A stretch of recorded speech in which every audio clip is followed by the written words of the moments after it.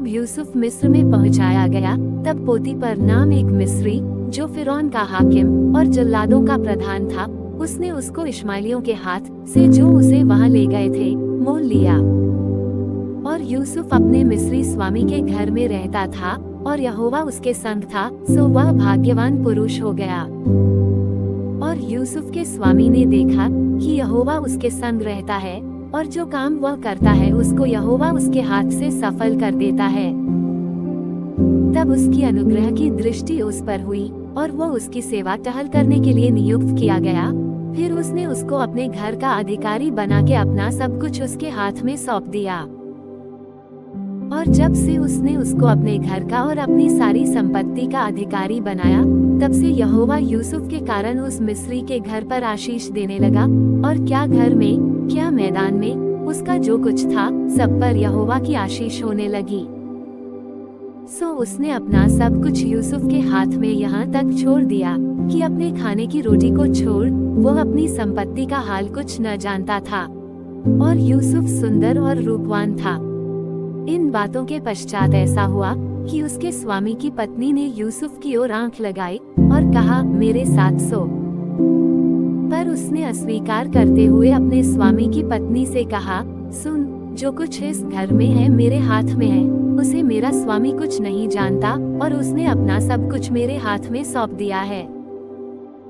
इस घर में मुझसे बड़ा कोई नहीं, और उसने तुझे छोड़, जो उसकी पत्नी है, मुझसे कुछ नहीं रख छोड़ा, सो भला मैं ऐसी बड़ी दुष्टता करके परमेश्वर का अपराधी क्यों कर बनूं? और ऐसा हुआ कि वह प्रतिदिन यूसुफ से बातें करती रही, पर उसने उसकी न मानी कि उसके पास लेटे वह उसके संग रहे।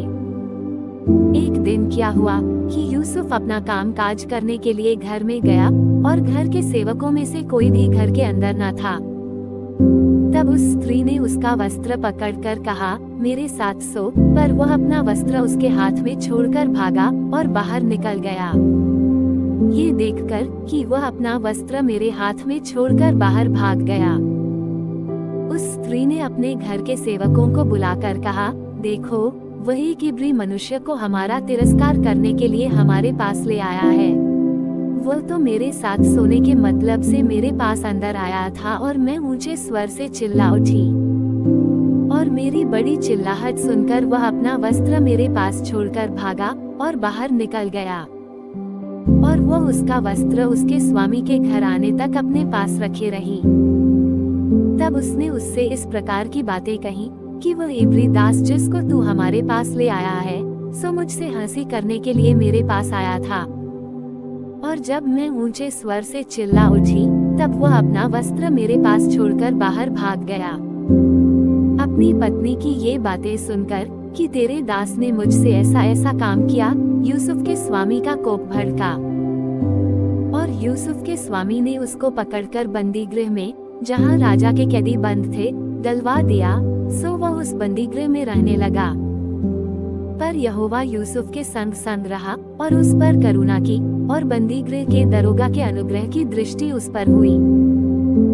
सो बंदी गृह के दरोगा ने उन सब बंधुओं को जो कारागार में थे, यूसुफ के हाथ में सौंप दिया, और जो जो काम वे वहां करते थे वो उसी की आज्ञा से होता था।